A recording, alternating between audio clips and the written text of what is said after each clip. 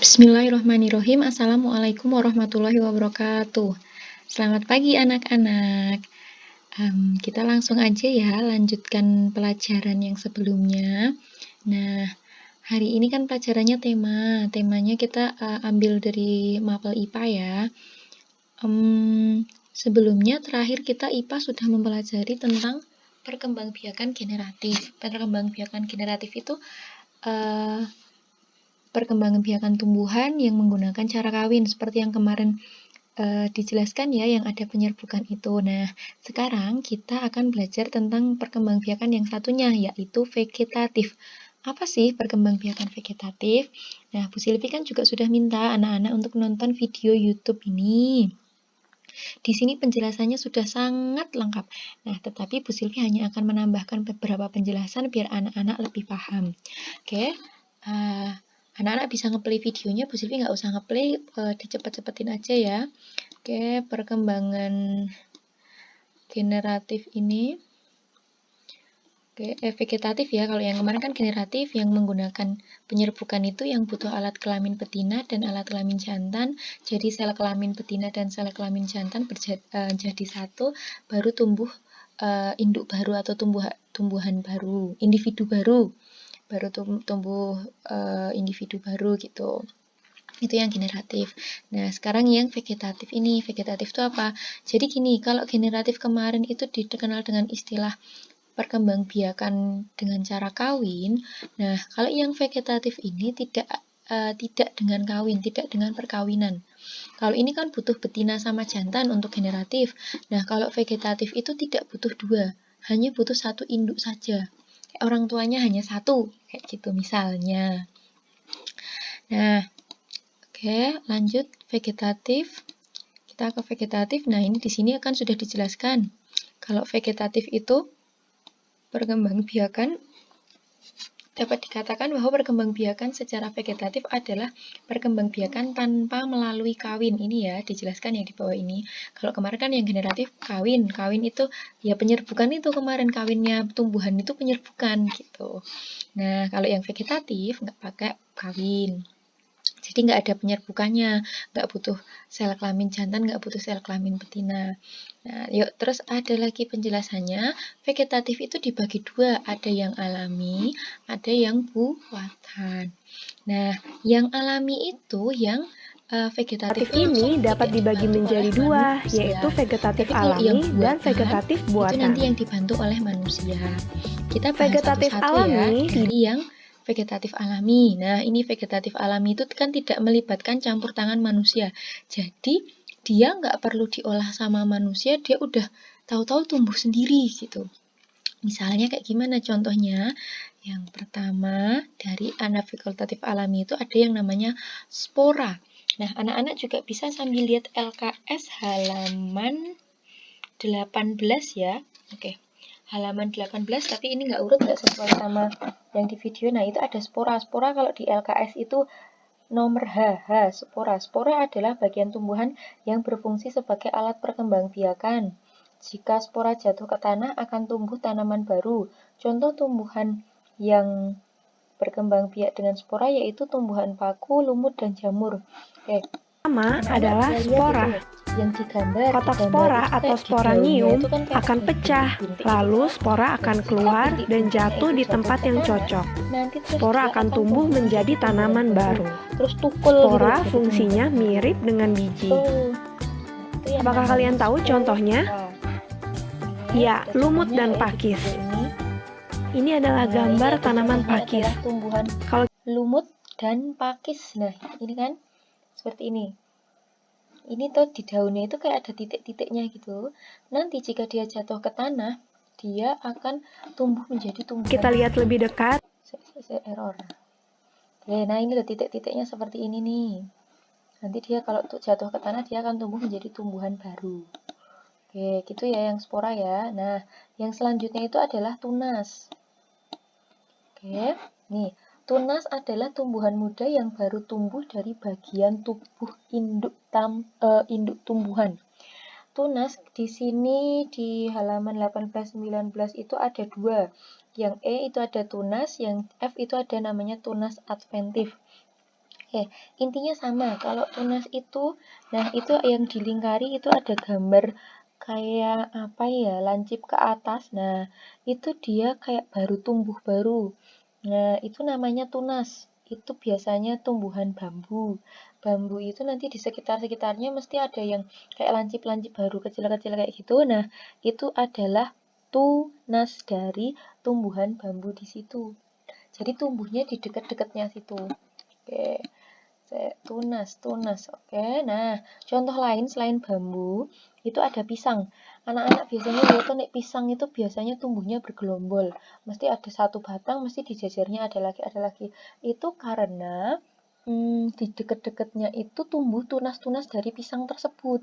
Jadi ada satu pohon ditanam di situ, terus nanti di jajarnya ada tumbuh tumbuh tunasnya di jajarnya pisang yang itu. Terus nanti dia tinggi, terus nanti tumbuh tunas lagi. Makanya biasanya pohon pisang itu bisa tumbuh jajar-jajar karena itu tunas dari satu pohon. Gitu. Contoh lain selain pisang, bambu, itu ada tebu. Tebu itu juga seperti Ini adalah tanaman pisang yang sering kita jumpai. Jadi, jangan heran, meskipun tanaman pisang tidak dirawat, mereka akan tumbuh subur karena melakukan perkembangbiakan secara vegetatif. Selanjutnya adalah bambu. Lihat, tunasnya baru tumbuh. Gambar LKS kalian ya. Perkembangan vegetatif dengan umbi ada 3. Umbi batang. Umbi. Oke, sebelumnya di sini di LKS kan juga dibahas tentang tunas adventif. Nah, kalau tunas adventif itu tunas adventif itu maksudnya tunas daun. Jadi tunasnya itu tumbuhnya di daun. Kalau yang tadi seperti bambu, pisang, itu kan tumbuhnya di dekat-dekat batangnya. Nah, kalau ini tuh dia tumbuh tuh di ujung-ujung daunnya itu loh.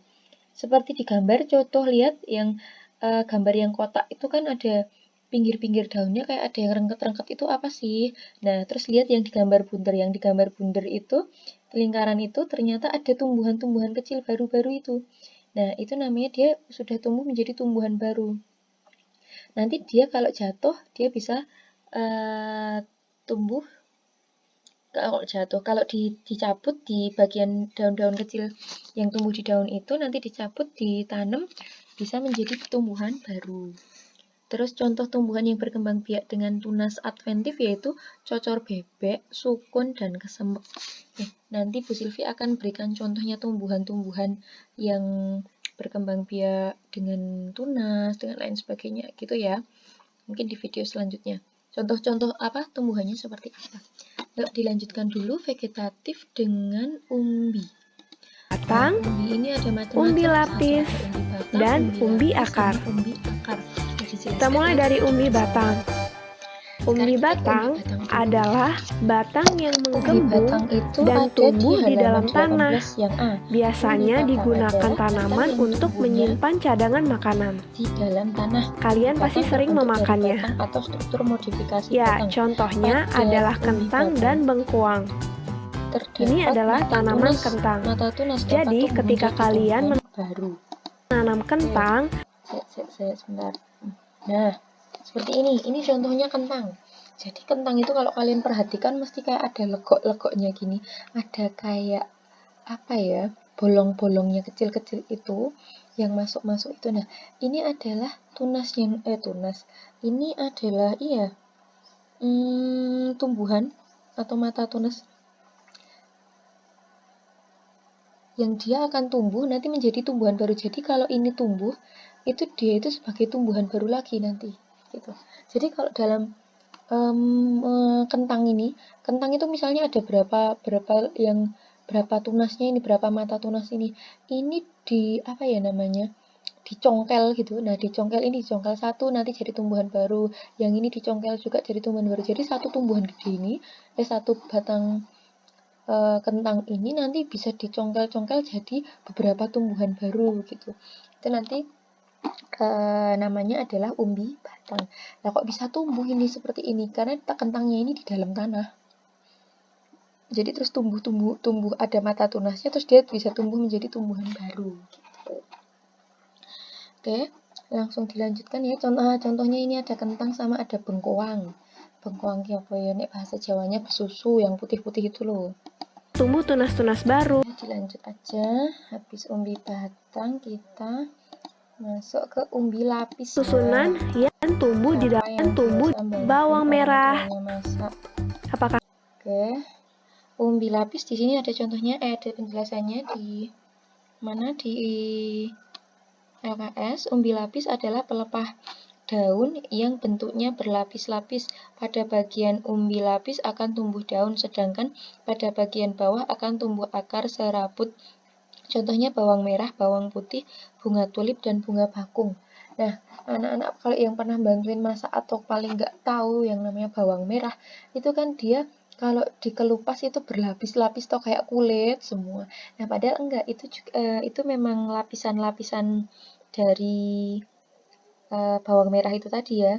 Nah, biasanya di bagian bawahnya itu nanti tuh nyambung ke akar, terus ke atasnya itu adalah daun apa ya biasanya ya, daun bawang nanti coba contohnya. Kalian masih ingat contoh? Silvi lihatkan ya seperti apa gambarnya, bentar nih.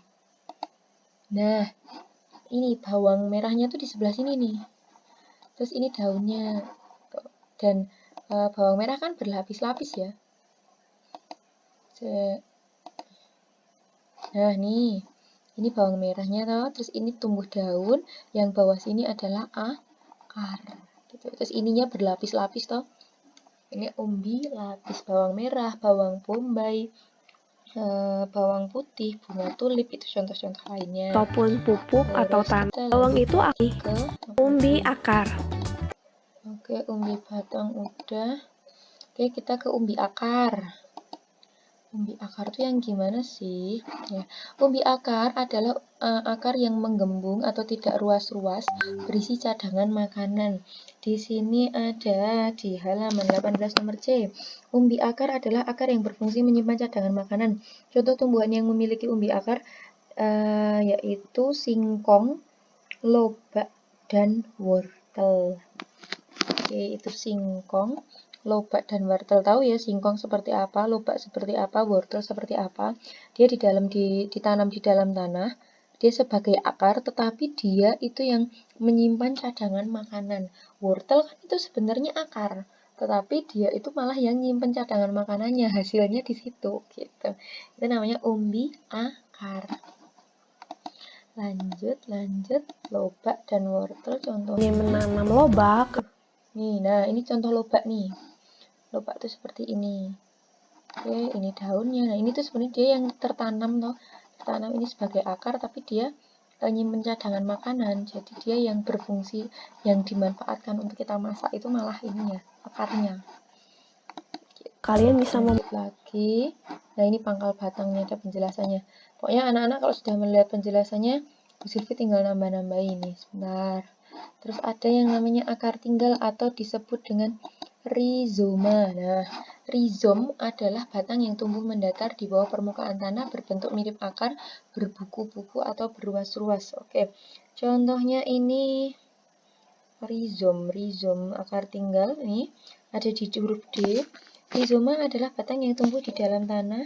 Batang tersebut tumbuh secara mendatar dan tampak seperti akar. Selain sebagai alat perkembangbiakan, rizoma berfungsi sebagai tempat cadangan makanan. Contoh tumbuhan yang berkembang biak dengan rizoma yaitu kunyit, jahe, lengkuas, kencur, dan temulawak. Jadi yang ganggang kencur, jahe, kunyit, laos itu, nah itu yang berkembang biaknya dengan rizoma atau akar tinggal. Coba kita cari gambarnya, ada nggak ya? Sebentar. Nah, nih seperti ini aja gambarnya, kunyit, jahe, lengkuas. Dijelaskan nggak ya? Sebentar. Oke, nah seperti ini nih. Yang seperti ini kan di dalam tanah. Tapi dia itu sebenarnya batang. Ini namanya akar tinggal atau rizom. Rizoma sih biasanya di sini sebutannya. Oke, dilanjutkan lagi kita ke apalagi nih penjelasan selanjutnya. Oke, itu kan tadi yang sudah yang vegetatif alami. Oke, yang alami kalau yang di LKS masih ada tambahan gerage atau stolon. Itu bisa dibaca gerage adalah batang yang tumbuh dan menjalar di permukaan tanah. Bagian batang yang menyentuh tanah akan membentuk akar dan tumbuh tunas baru. Tunas itu tumbuh menjalar dan tidak bergantung pada induknya.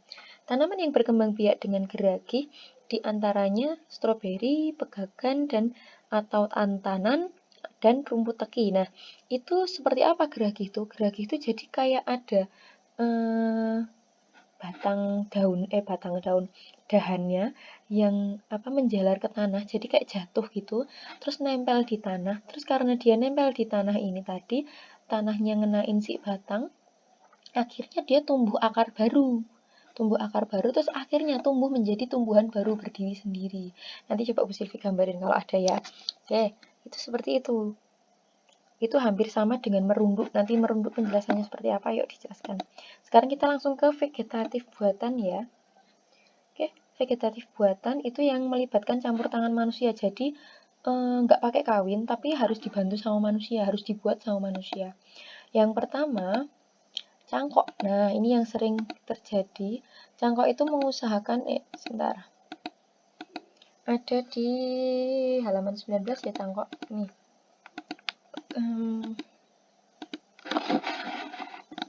Sehingga, nah, seperti ini cangkok. Tak kompliti gambarnya sebentar. Kok udah stuck. Nah, ini cangkok. Mengusahakan batang tanaman berakar sebelum ditanamkan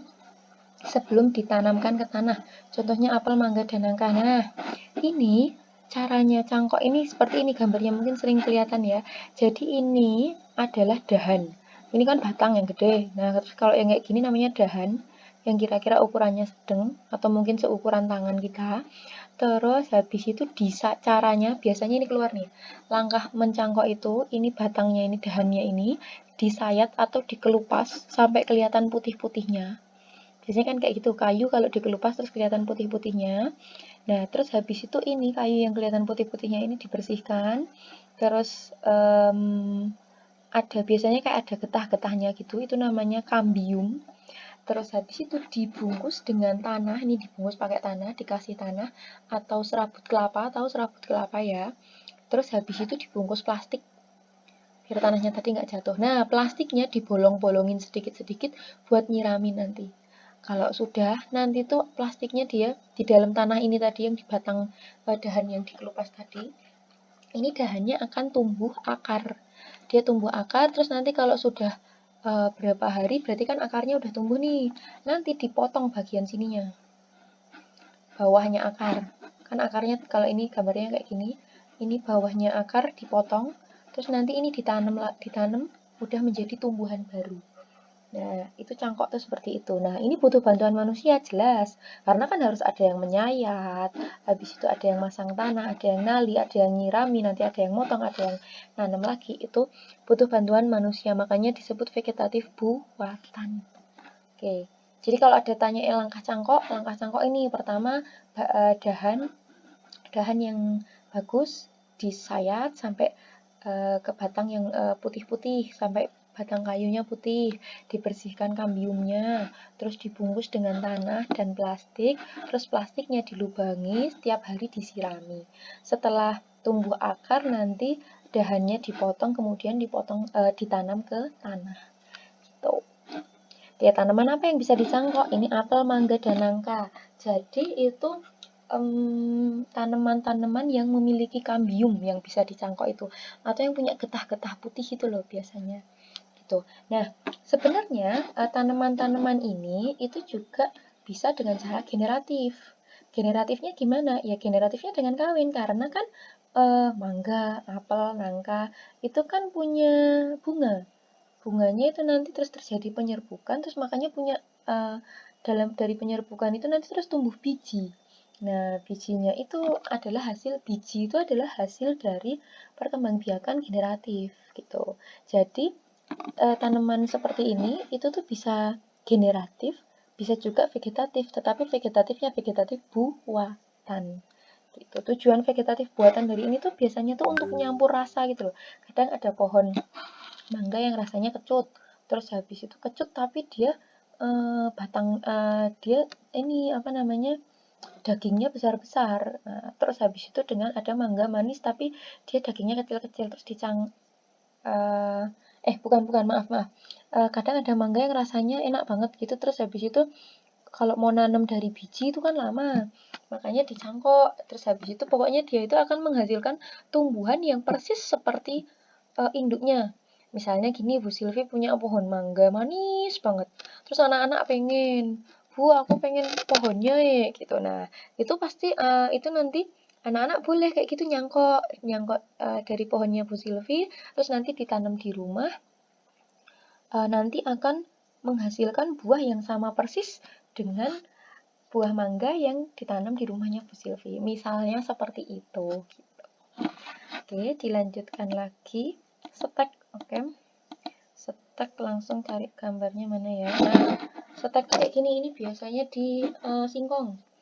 Singkong stek. Nah, singkong ini stek itu tahu ya batangnya singkong ini dipotong terus ditanam. Nanti dia udah tumbuh lagi gitu. Gampang ya tanaman stek itu. Nah ini vegetatif alami juga, buatan juga. Karena kan yang motong manusia, yang nanam lagi juga manusia. Nah singkong itu selain pakai vegetatif buatan, dia itu juga vegetatif alaminya, dia bukan vegetatif alami, dia generatif. Jadi dia itu juga punya bunga. Nanti itu kalau yang generatifnya bisa.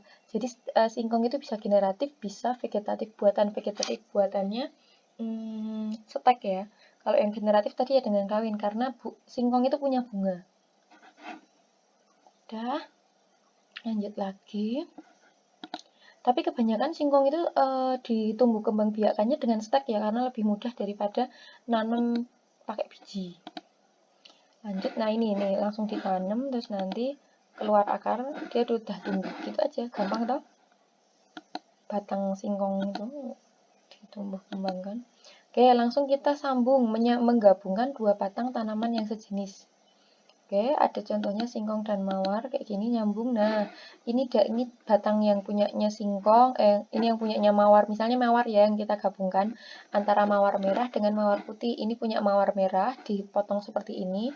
Ini punya mawar putih dipotong seperti ini, terus disisipkan ke dalamnya, masuk ke sini. Nah, disisipkan seperti ini. Udah, terus nanti dia akan jadi satu pokoknya gitu. Diikat atau diikat seperti ini kan. Dibungkus, diikat, dibalut biar jadi satu. Nanti dia akan, ada contohnya nih. Nih, ini adalah penggabungan antara mawar merah dan mawar putih. Tadinya yang satu cuma mawar merah tok, yang satu mawar putih tok. Terus karena disambung itu tadi, jadi warnanya jadi bercampur kayak gini. Oke. Lanjut runduk. Nah, runduk ini tadi Bu Silvi udah jelaskan, runduk itu hampir mirip sama geragih. Caranya gimana? Nah, ini ada tanaman, terus ada batangnya yang menjalar gini loh. Terus menjalarnya ini kita tarik, terus yang ini ditempelin ke tanah, terus ditutupin pakai tanah, dikubur pakai tanah. Nanti dia akan tumbuh menjadi tumbuhan baru. Kalau yang geragih tadi, yang geragih tadi itu dia tanamannya menjalar sendiri, nempel ke tanah sendiri, terus dia langsung tumbuh sendiri. Kalau runduk itu ya emang kita paksakan, manusia yang ngerunduk, manusia yang nutupnya pakai tanah, yang numbuhin nanti manusia gitu. Yang bantuin merundukkan ini. Jadi istilahnya diturunkan ke tanah terus ditutupin pakai tanah, yang nutupin manusia. Jadi runduk itu termasuk vegetatif buatan. Oke, lanjut. Nah, seperti ini nih. Oke, terus tumbuh menjadi tumbuhan baru. Oke, di situ cukup. Terus ada apa lagi ya? Udah sih. Ada di sini di LKS. Habis itu ada tambahan lagi, ada okulasi atau menempel. Kalau menempel itu sebentar, oke, menempelkan mata tunas. Oke, kalau yang tadi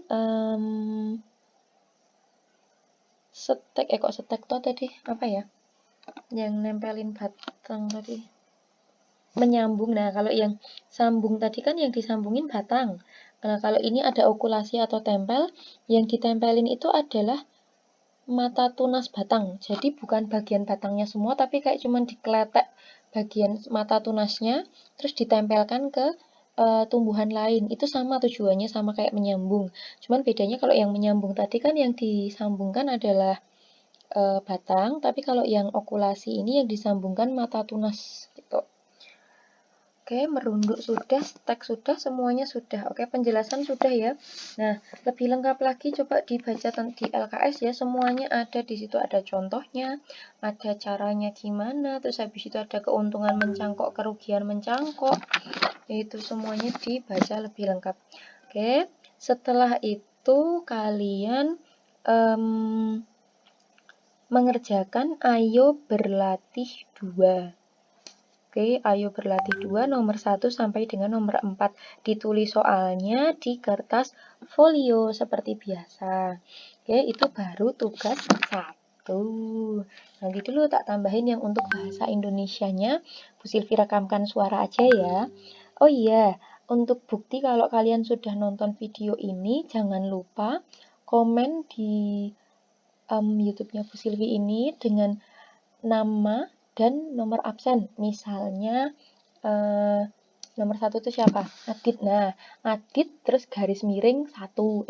Adit garis miring 6B garis miring 1 gitu. Terus nanti tambahin komen apa boleh, yang penting ada nama, terus ditulis aja di komennya nama, kelas sama nomor absen, terus nanti di nomor presensi, terus di belakangnya dikasih komen apa boleh, nggak usah dikasih komen juga boleh gitu. Karena yang per video kapan itu ada yang nggak nonton, ada yang cuma berapa yang nonton, jadi ini kayaknya anak-anak nggak semua nonton nih, berarti nggak semua mendengarkan penjelasannya Bu Silvi dong gitu. Nah, oke. Sudah, nanti yang bahasa Indonesia Bu Silvi rekamkan ya. Sekarang setelah membaca-baca langsung ke ayo berlatih 2. Jangan lupa di kertas folio ditulis seperti biasa nama, terus kelas, nomor presensi, tanggal, judulnya IPA LKS perkembangbiakan generatif ayo berlatih 2 halaman 21. Gitu ya. Oke, Bu Silvi tutup. Terima kasih. Wassalamualaikum warahmatullahi wabarakatuh.